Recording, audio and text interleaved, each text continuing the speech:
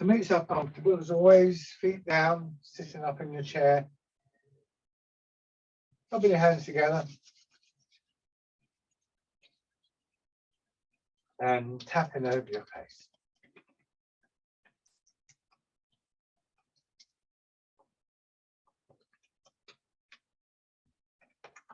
Over the head and neck.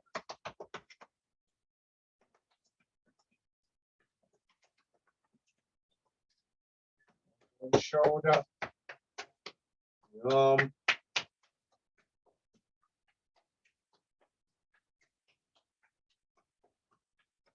side,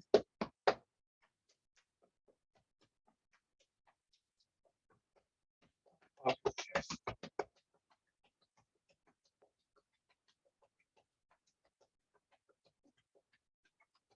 belly,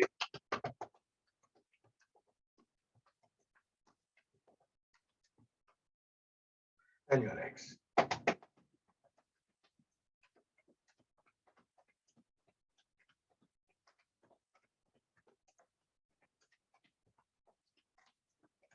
As always, as it starts to get a bit sort of chillier, take a little bit more care with your posture and with the warm up. And again, yeah, that's a lovely exercise. It's very simple. You can do it any time, especially valuable, I think, in the morning. Also, bear in mind the tendency. It's not just the actual physical temperature, but it's pretty grim out there, isn't it? You tend to sort of look outside and hunch over and things like that. So pay a bit more attention to your posture and that sort of open quality that we look for in our posture.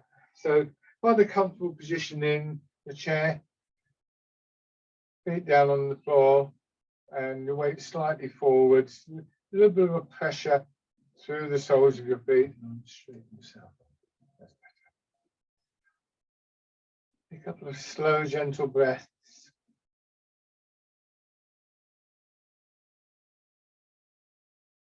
You can remember from last week, I was talking about that feeling of releasing. You can try it for yourself. If you clench your fist tight, you can feel it. The muscles are cramping and it's not very pleasant. If you just open your hand like that, just opens out a little bit. And that feeling is something that we want to try and encourage all the way through the body. But in particular, to start off with, buttocks, hips, lower back, soles of your feet, and you can even try. If this was your foot, stretch your toes out, just stretch out, and curl them in, and stretch out, and then just let them sort of drop down, as it were. Let them relax. Do the same thing, lower part of your back, just tighten up, release, just tighten up gently, and release. And then just look for that feeling of settling. You'll find after a while that the rib cage would naturally have a sense of dropping downwards, your shoulders will as well. Left with this longer feeling up through the middle of your body. You're not quite in a full upright position at this stage, because if you're standing, that's what you would be looking for. But in the chair, you get the weight in our feet. If I was totally upright, you can see I'm right at the back here. I'm almost just a little bit further. I would fall backwards. So I tilt forwards just a little bit. And what you want to be thinking is that there's a line going up through the body, a bit like that. I'm going to hold and show you there. You imagine this as a sort of imaginary center line in your body. It'll be around about there, about a third of the way forward, so that's a bit further forwards here. Yeah, and I don't want to be here. I want to be here. You see, and I'm just slightly in front of that. And as I go forwards and backwards and do the various movements, I want to imagine that I'm somehow sort of tethered to that, like a boat might be tied to a pole in the sea. It's totally imaginary. There aren't any straight lines in your body. So I just regard things like that, and I probably said this before, but if you think of sort of like the grid lines on a map or something like that, They're there to help you sort of navigate the landscape. They don't exist in real life, as it were, but they're still useful in the same way. You know, we get a sense for the grid lines, if you like, of our body. And then slowly turning your head, going through the initial stages, part by part through your body. Although hopefully you will notice that even a simple movement like this has a response in your upper back, maybe down into your chest as well.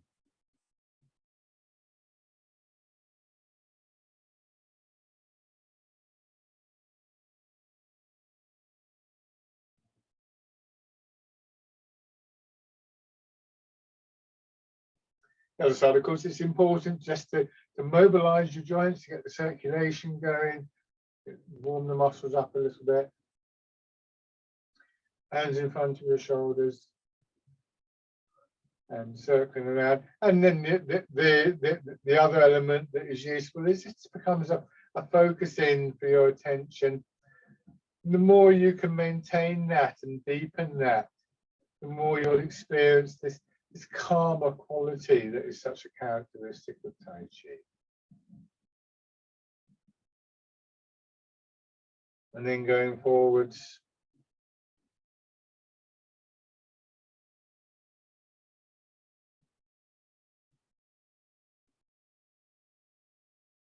hands down to your sides and winding your arms.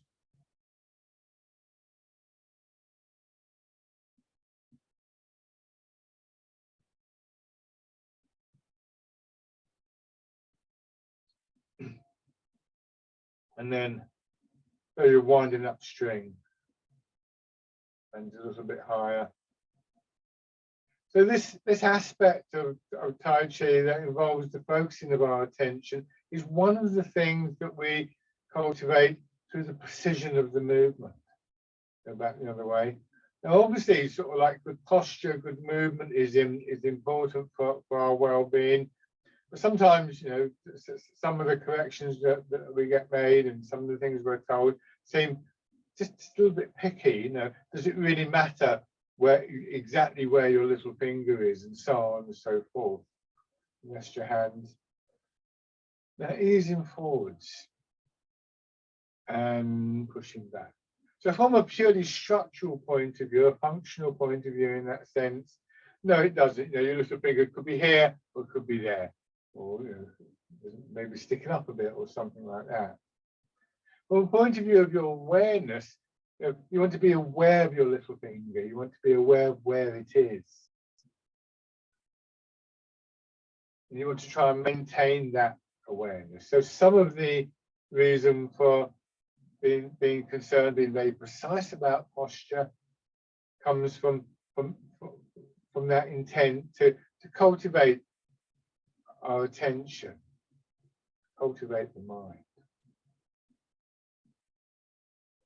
So with this exercise, when we're back in our hips, we've got about 2/3, well, we've got 2/3 of our weight, there's no about there, then and a third in our feet. When we go forwards, it goes to maybe just over half in your feet and then back.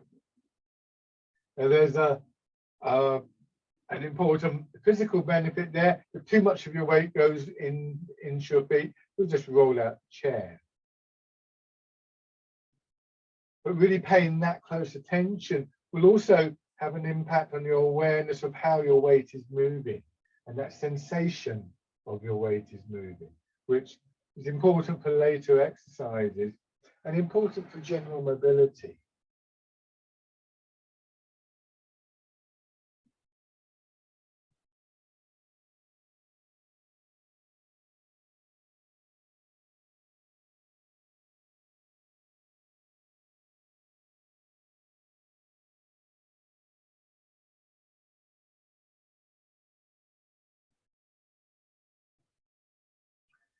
Then you can turn slightly, so now more of your weight will go into the leg that you're moving towards.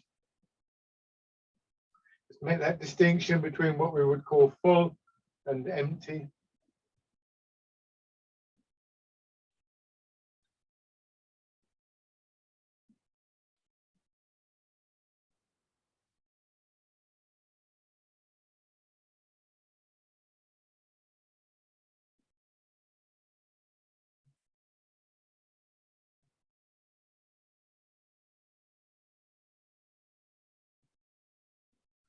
and then turn in the other direction.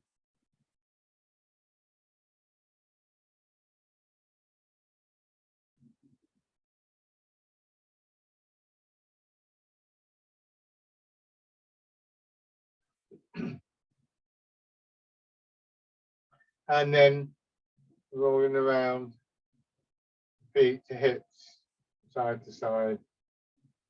Shoulders and your head following a nice smooth circle.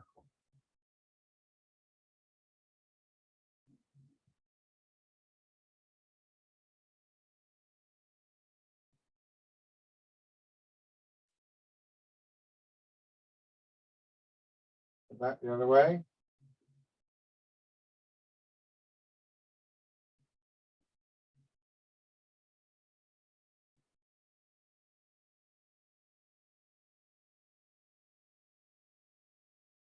Come back to the central position. Push one heel up and step out. Heel, toes, and then back. See if you can just, having got the foot on the floor, apply a gentle pressure downwards, just to really be aware of that contact, like your foot was just being pushed gently into the floor. I sometimes say to people, it's like walking on thin ice. And you're going to test the ice without too much, to plant your foot down without too much weight. You don't want to fall through the ice, but then you just test it with that little push forwards. Obviously, in a chair, it's not, doesn't seem that significant, but you're practicing the things that you want to be able to do when you're standing. On the other side, and as such, you want to make sure that when you do this, you're not somehow stiffening up in your shoulders or moving around too much, and the upper body sinking into the chair.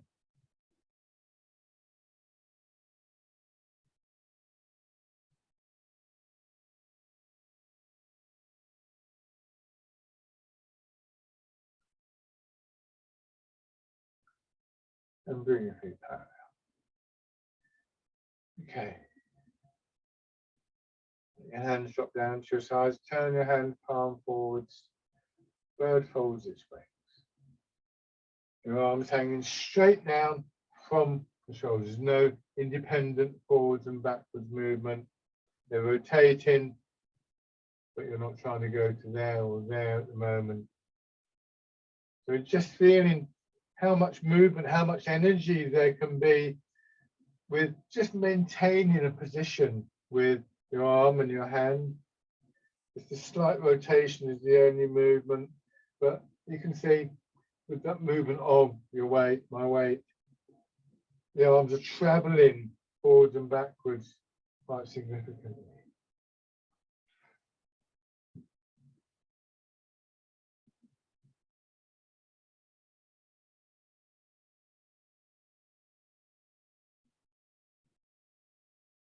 See if you can feel any sort of changing in your chest or your upper back as you do this.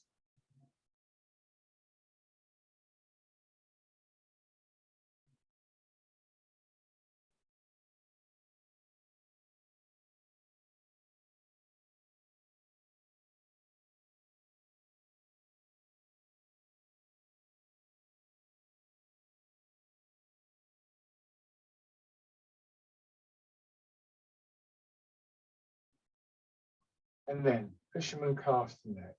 So now, rather than thinking that you're going to somehow move the arms, imagine them being held back, meaning mortal, or somebody's gently taken hold of them. And when they swing through, there's a certain amount of momentum, and you come back. And so your arms are now swinging, your hands are swinging forwards and backwards, but you're not sort of doing that. Again, what you may notice is changes taking place in your upper back, in your chest.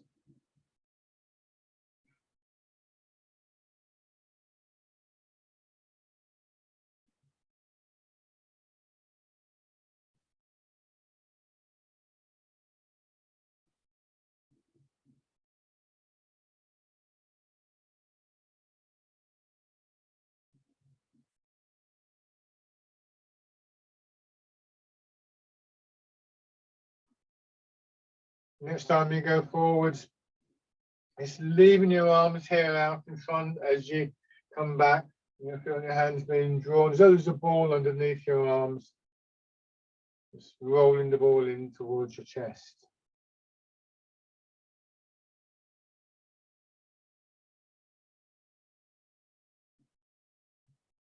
So when you're familiar with the movements,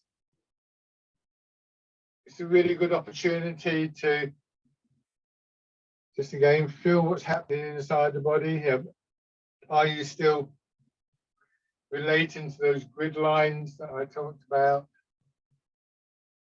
Can you feel the flow of the movement just permeating different regions of your body?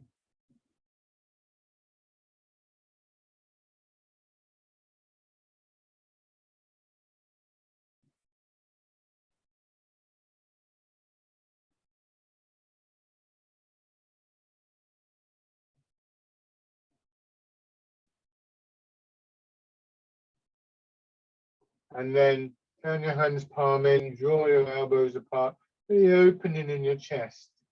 Pigeon spreads its wings. Again, from the side, notice, see where my elbow is still a little bit in front of my shoulder. My shoulder's moving forwards and backwards. What I don't want to do is to bring my elbow behind my shoulder. And I don't want my hand to go behind my shoulder either. We're not trying to stretch the pectoral muscles or anything like that. Just this feeling in chest and upper back of it. Again, of some massaging quality.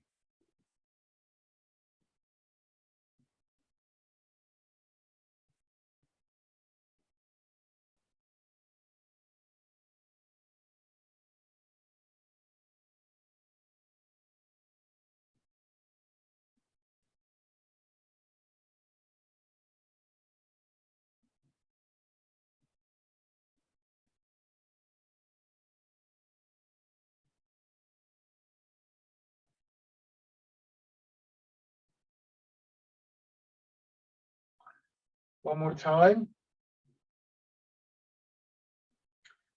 This time, rather than letting your hands be drawn out, as your elbows go out, let them be drawn in towards your hips, pushing wave.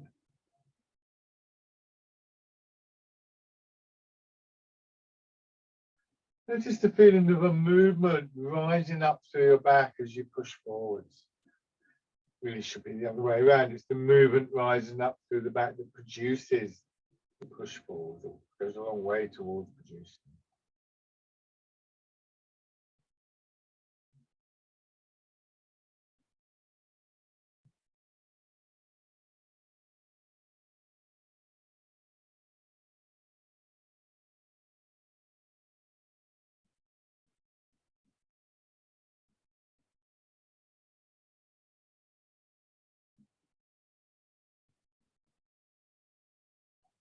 One more time.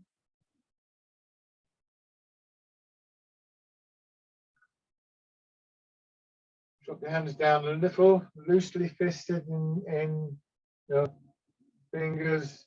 Loosely means you should be able to get a finger down the middle of it. And actually, again, this is the extent of the movement, just a slight opening and closing in your elbow joint, the angle of joint increasing and decreasing. But again, you don't want your elbows to go behind your shoulder. And with that a rotation, it's as though the rotation absorbs a lot of that backward energy and then expresses it forwards. Sinking into your hips, drawing your fist back, push out from your hips to go forwards.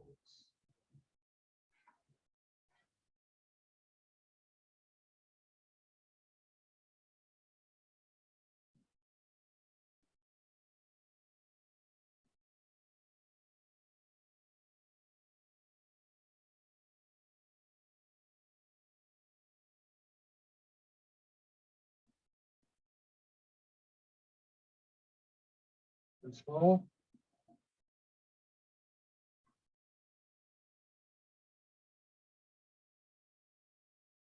Turn your hands all the way out. Pull out as you go back, almost like you're doing the breaststroke. Wind it out. Press forwards.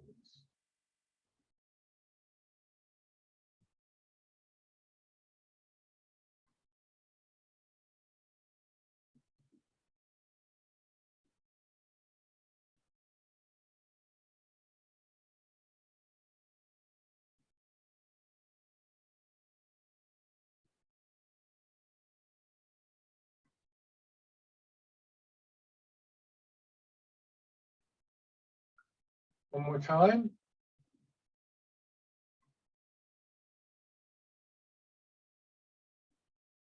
And then turn your hands palm down. Turn your body, ease forwards as we did earlier. Drawing your arms around in a smooth circle. About just slightly above your hips. Come back and then change direction. Just polishing the table. Hips dropping back, remember. Your arms just gently extending.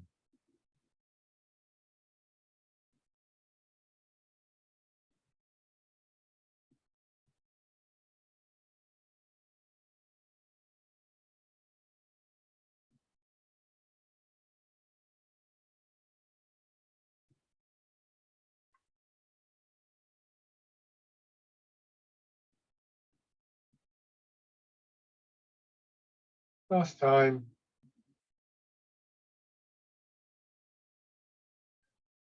Okay. Turning your hands palm up.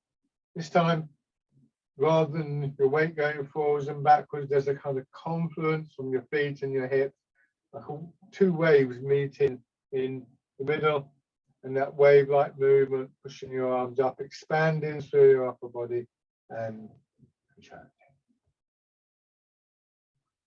Expanding and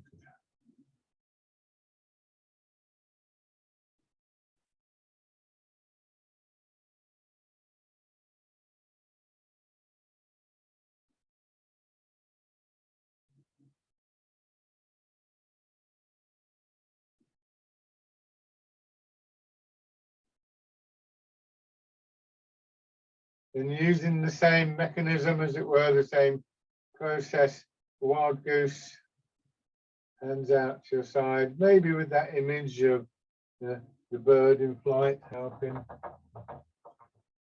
you see more easily. That's better.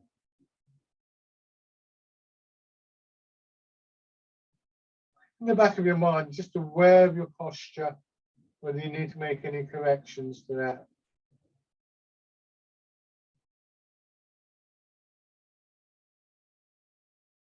And then forwards a little, heart in the clouds.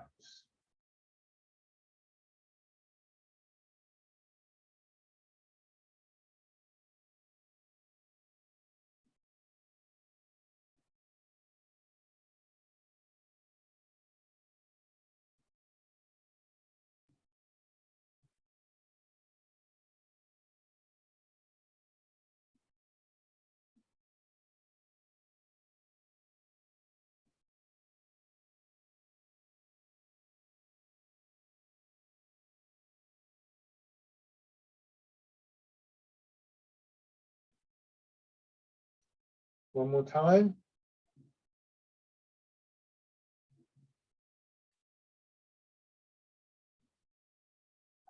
And then letting your hands drop down. Feel the weight of your arms hanging from the shoulders. With the next expansion, one arm being pushed up, winding around, dragon plucks the stars from the sky, pulling down. And then tension on the other side, pushing up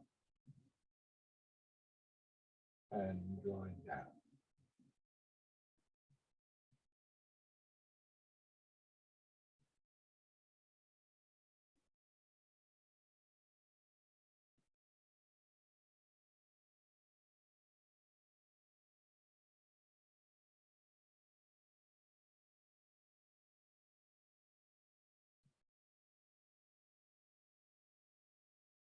One more on each side.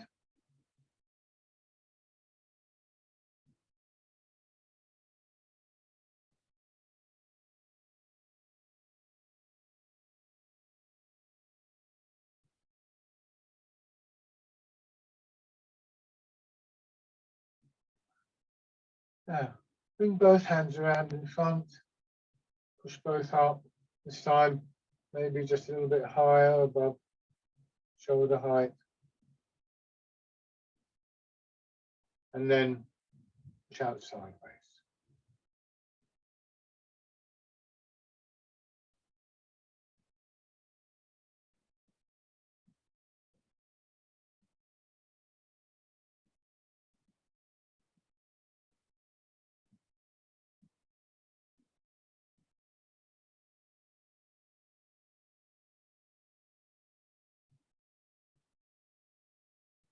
One more round of this.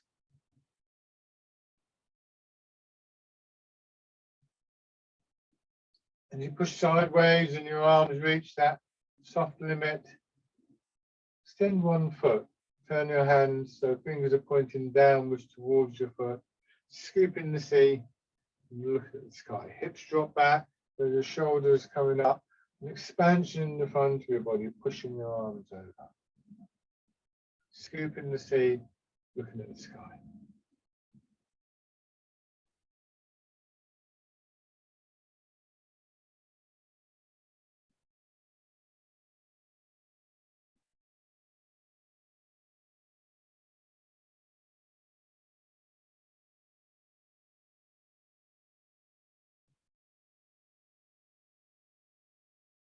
This time, as your hands drop down, once again, roll your fingers into a loose, a hollow fist. Go forwards, feel your head being pushed up, your arms following, grasping the tiger's ears.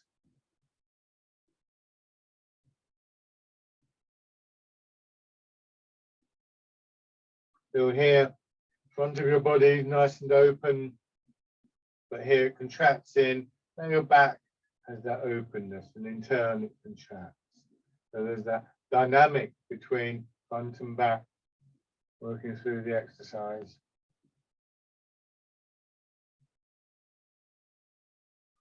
One more time. Good. And then on the other side, scooping the sea, looking at the sky.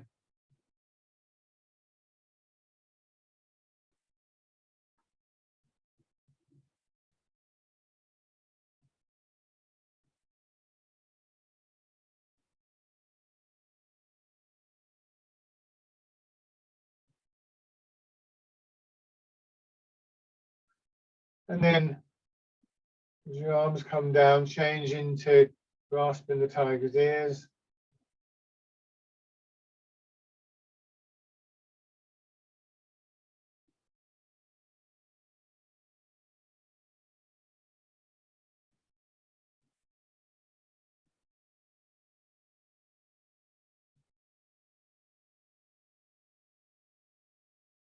One more time.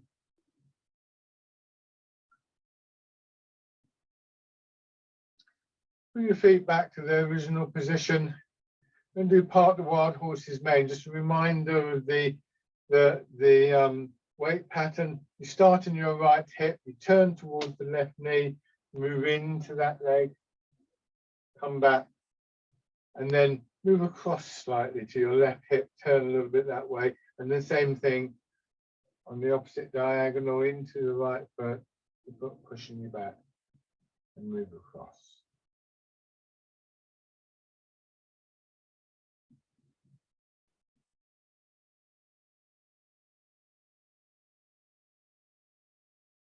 So with your arms, hands in front of you, and go forwards into your left arm, reaching out to just under shoulder height, and it comes back at that height. You hold a ball, both hands facing inwards, move across into your left hip. Same thing again, this time the top hand will just drop down. Like you're trying to stretch out an elastic band. So how it opens up the chest there.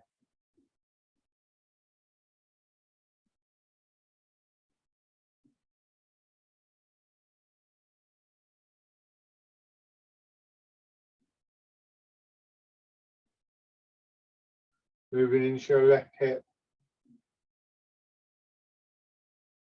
Notice it's happening here in the, your left hip as you go forwards and turn, begins to open.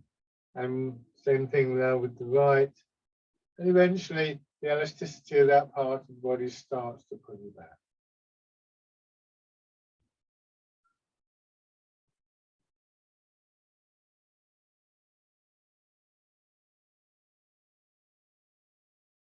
Now, this time as you go forwards into your left foot, feel that openness. This time don't come back, but rather let the chest close, bring in your right hand in towards your left elbow, palm facing inwards. Now imagine your right fingers are stuck in mud. You're going to pull back, pull out of the mud, and then You're going to turn the hands palm in so they're holding a small ball between you, and you move across. Coming back, bringing your hands over, let your right hand continue outwards, come in to hold the ball. And then the same thing here, part the wild horse's mane, opening in the chest, then contracting inward, bringing this left hand with you, and then pull back. You're going up slightly, over and down, and push it.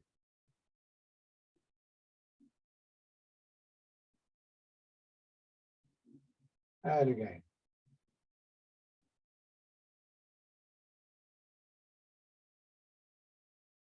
So this is why tape offers fruit.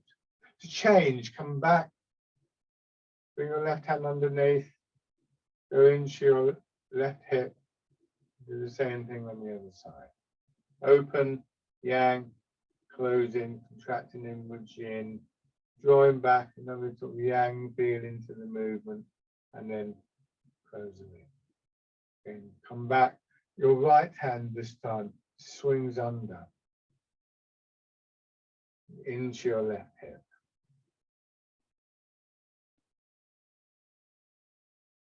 Back into the left hip.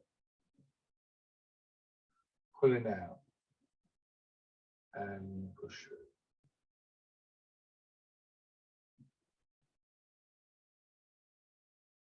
When you got used to this a little bit, here, don't just bring this hand back, but bring the right hand towards it. And then when you come back here, again, don't necessarily bring it over there. Just imagine stretching out an elastic band between them.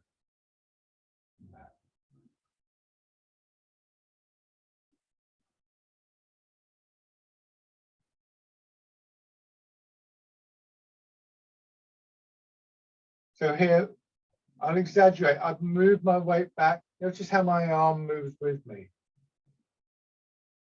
I don't do this. I come back here. This other hand moves a little bit, but not as much. Although it might not be obvious. Again, I'll try and exaggerate from here. See the turn? And then I turn. And then I turn again. I'm throwing my posture out as I do this. So now as I come back, I'm turning. And it's that turn that's going to move the arm a little bit more. The weight is moving as well. If you do exaggerate it, just be careful. That was, when I do it like this, I am pulling on my body. Likewise, when I do this, I'm kind of moving too far. So it should be a lot more subtle, should be more like this.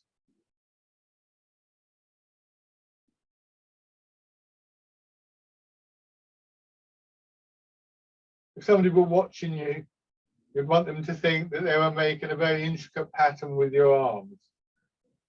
What you want to feel is that there is stuff going on in your feet, in your hips, your back, front of your body.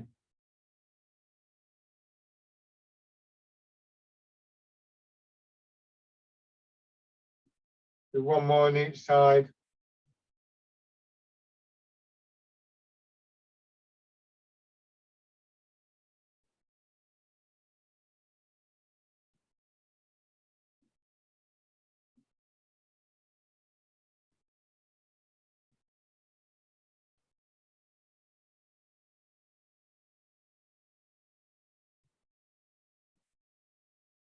Good, and then just let your hand rest.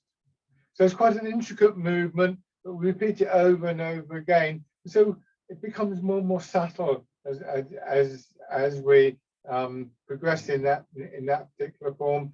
When all the exercises do, but there's just a little bit more going on, I think, in why tape offers fruit. There's little changes there.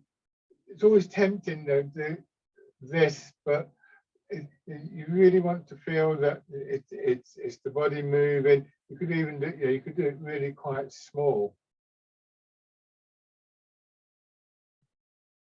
You're hardly moving at all.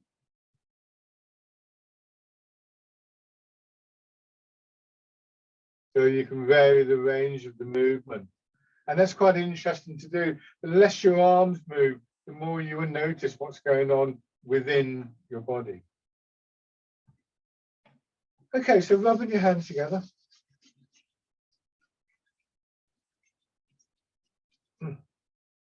And tapping over your face.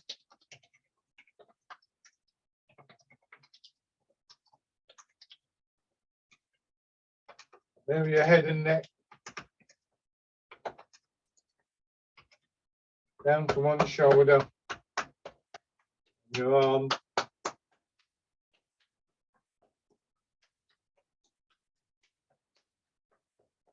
The other side.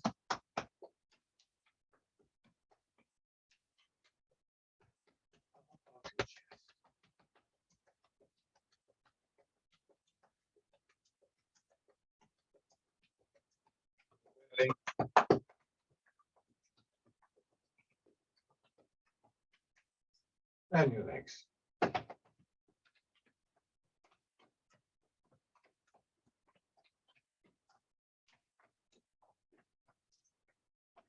Pushing your knees up and down, just pressing the balls of your feet into the floor.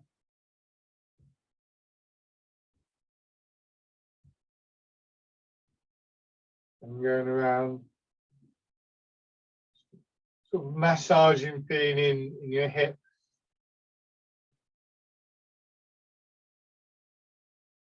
Go back the other way.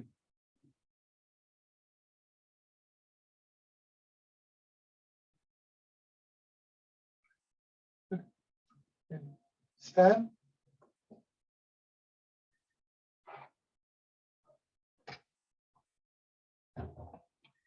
So feet hip width apart.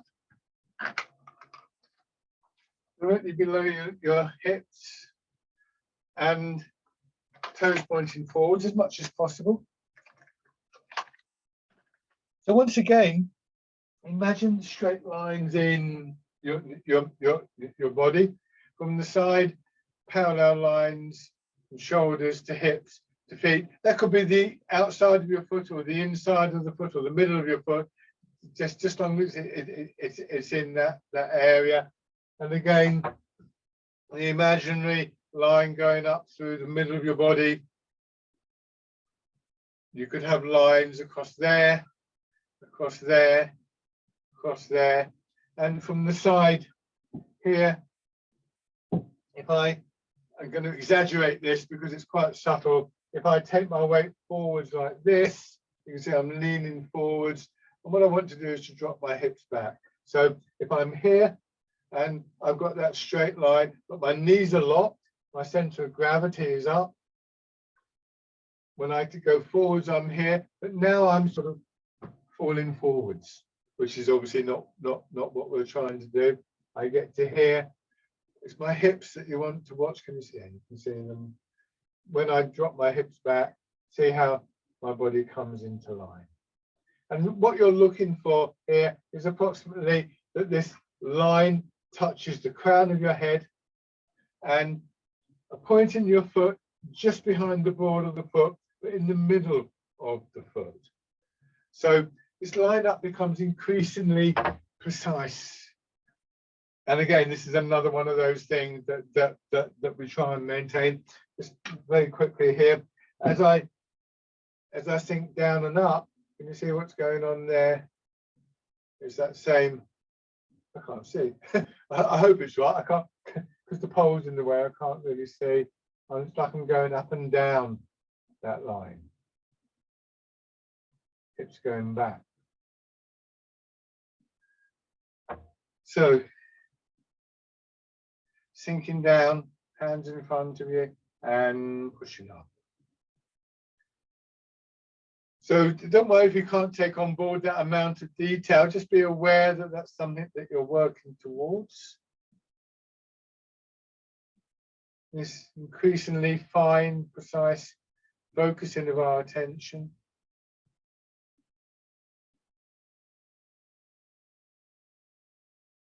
And that fine-tuned attention will notice other things going on in your body, movements and changes, the quality of the movement.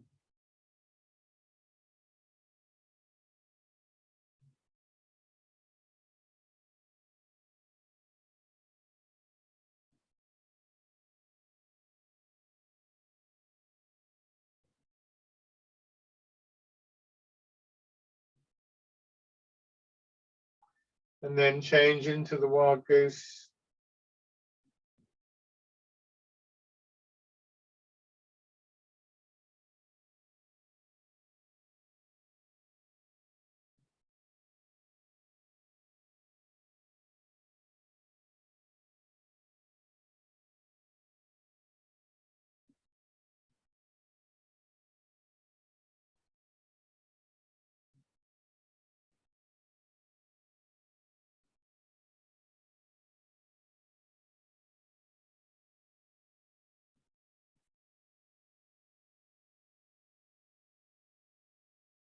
And then part in the clouds.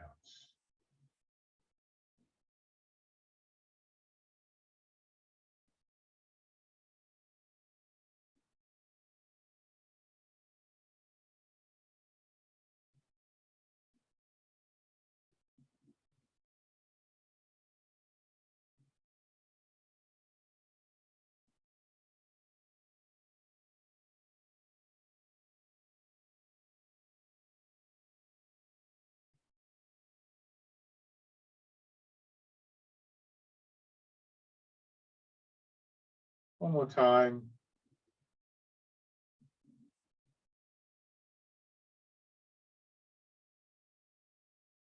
Good. Now, you can just take a slightly wider stance. This is my feet are now turned out. Move your weight into your left foot. You're only going to about 60% of your weight there, so it's not a big movement, but your body turns as well. Move back into your right foot, and again, body turns. Hands in front of you. So your hands moving with you. Go into your right leg, and this time as you go into your left, let the movement just send your left hand out. Taking it up to chest height, you come back, drawing your hand across, turn your hand palm in to hold the ball back into your left leg. So part the wild horse's mane, do the same thing to your right, the top hand just pressing straight down. So for this one, the hands really sort of separate out, and then they come back together as your weight comes back.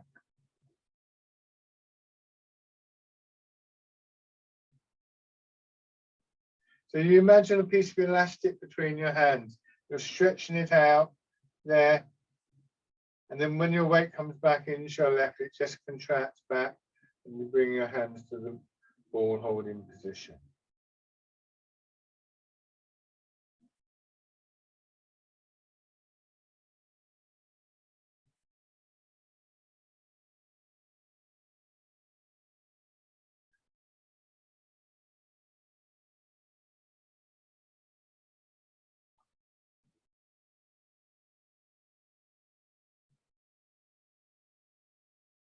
This time, you get to here and you don't move your weight back, but you still allow the elastic to contract. So you bring your right hand towards your left elbow. Now you've moved the weight, and it's like your fingers are stuck in mud. You come up, pulling your fingers out, drop down in the back foot, turn your hands palm in. You're holding the fruit between your hands and just move forwards. Now come across, both hands coming across together, but then your right hand drops down, come back into your left leg, holding the ball, holding the large ball, and then, excuse me, once again, extend out. So it starts with part the wild horse's mane, chest closes, coming back, slight turn in your body, then turn to face towards the right and push forwards. Once again, there's quite a lot of movement that I can feel in the center of my body. So once again, I'm going to exaggerate it.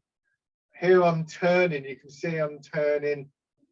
But here, as the chest closes, I turn back slightly. Then as I pull back, this shoulder comes across and I turn towards my left, well, my right hand to be on your left and in. That was all exaggerated. I was throwing my legs out of line, but I'll do it again just so you can see. There's the first turn, there's the second. And then slightly to the front, which means that now as I come back here, and push through. Once again, try not to move your arms too much independently. Here, it's that turning in that sort of draws my arm. It's almost like this hand comes to meet the other hand. And then when I draw back, it's this movement, not this, but this. A little bit of a turn there, and then I'll turn here, and so on.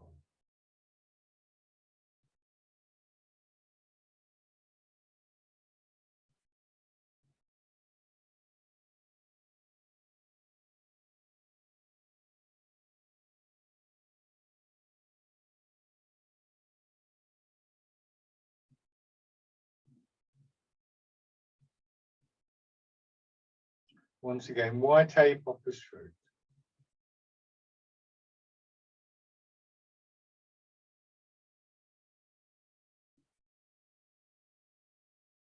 One more time.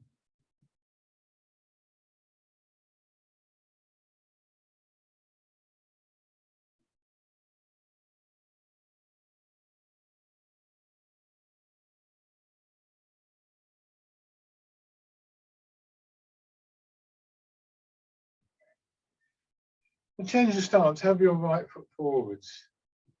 Transferring your weight again, foot to foot. Another line that we could imagine, it's a bit tricky, but anyway, is this one here. You see, so effectively what I'm doing is it's not quite right, but the line should go towards the ball of the foot. You can see here. Keep going. There, that's better. So from there to there, you can see. So that's quite a narrow line that I'm trying to move along.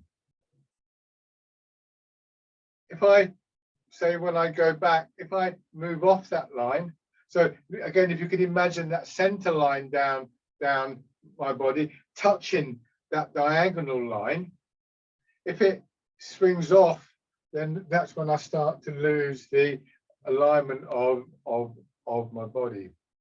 So, oops, that kind of thing. So being aware of where your weight is going to and of the line between each foot is important for our stability. In practice, it's very difficult, of course, to maintain that line. And in practice, we can we have a little bit of leeway. What I don't want to do is in this leg, go back this way, because then I really do find myself losing alignment, losing stability. And then just raising your toes and your heel.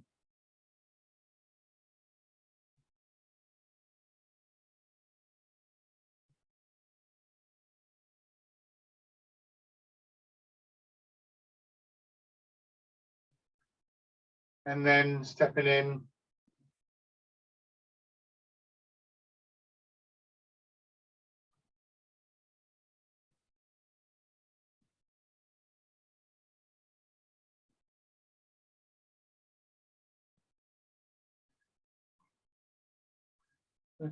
On the other side. And of course, while we're moving the rest of those grid lines, so for instance here, you can see this is moving with me, not doing that or tilting or anything with this one. You know, the line across there, I'm not doing that, and so on and so forth. So it's just an image to keep with you as you move, to orientate yourself in your environment. Raising your toes and then your heel. It would, of course, could be slightly different if you were, say, on a slope facing downhill. It would be different if you're facing uphill. It would be different. But it's really the awareness of this that I want you to notice, and the principles behind it. Bringing your foot in. Trying to stay very soft around the middle of your body, because when we get the wobble, you know, it's like if you've got the grid lines on a map and you walk down the path, you don't keep a straight line. The path meanders around. There will be these little wobbles, especially if you're on a bit of rough ground. And a lot of the adjustment should take place in your pelvis rather than in your shoulders or something like that. And then stepping through.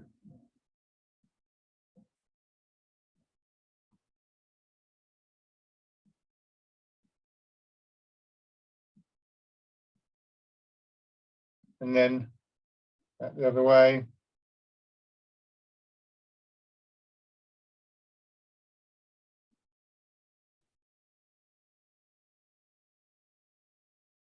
And shake out. If you can do so safely, then try doing that on some rougher ground. I mean, maybe next to a wall or a fence. Just notice how your body adjusts at each stage. You know, maybe this foot goes down a bit lower than the back foot, and suddenly you're sort of like you're kind of going like this. But you know, you've got a wall there or something like that. You've got time. You can support yourself, and just let the body find its own, what we would call in Tai Chi, equilibrium. Now have your right foot forwards and both hands coming back, turning, hands coming down towards your rear hip and going into the figure of 8 movement here.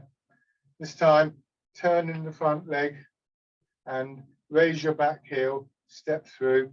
Moving your arms will make a difference as well. We often instinctively use our arms to regain stability, to regain that equilibrium, but there's a limit to what they can do. This is why high wire artists carry a pole as well, as a rule. Quite often you'll see them do that.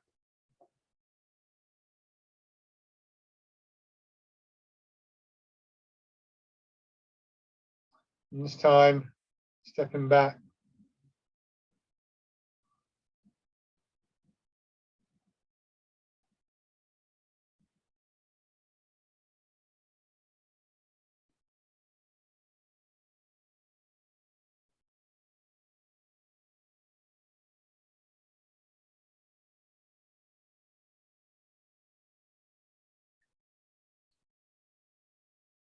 And then bring your feet parallel. So go back to your chairs. So when we start to get into sort of like the more difficult exercises, two things can sort of go, well, lots of things can go wrong, I suppose. But when we're doing this, if we're too enthusiastic with our arms, then the arms will pull us off. So we want to be sort of moderate with our arms and feel the body moving our arms for us. On the other hand, if we've got the arms correct, think, oh, my arms are really nice, but you're not correcting the legs. This starts to happen, and a very instinctive thing is to do that. It's not going to do you much good. It can help. Oh, you could just pull yourself back. That's quite a hard thing to do to your body. And it doesn't, and it means that your arms go out of position as well. Much better if we can find that stability, that equilibrium from the center of the body, because then we have a connection to all parts of the body. It's a much softer thing. So we maintain ourselves within that grid, really largely through the center of the body. That mechanically, if you like, is one of the important areas. Obviously, there's other things involved in stability as well. The inner ear is we know is very important, because it's often the ears that pick up the fact that we're going slightly offline.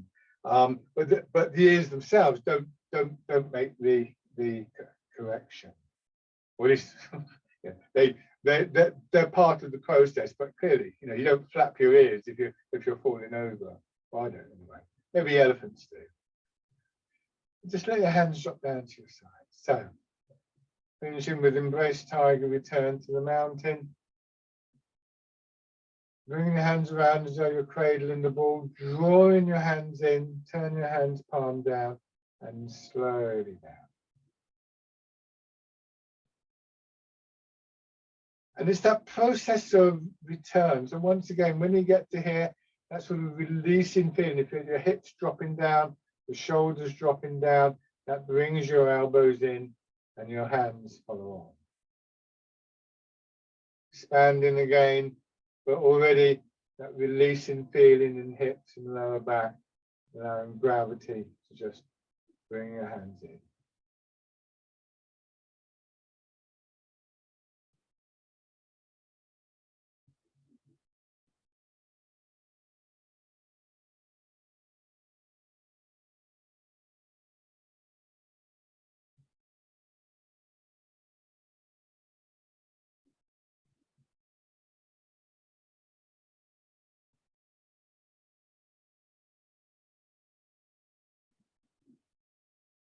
One more time.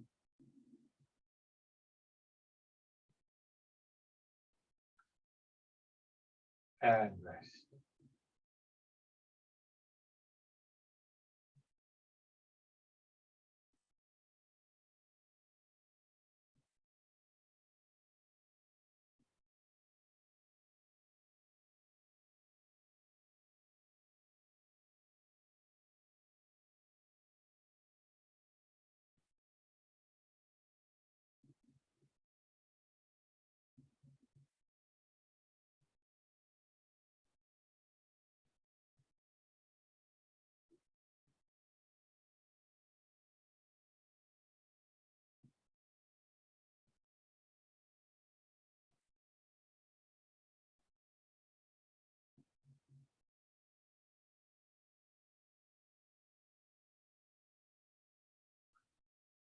Okay, and then just open your eyes. Lovely. Thank you very much, everybody. Okay. See if you can have a go at either part in the wild horse's mane or white ape opus fruit.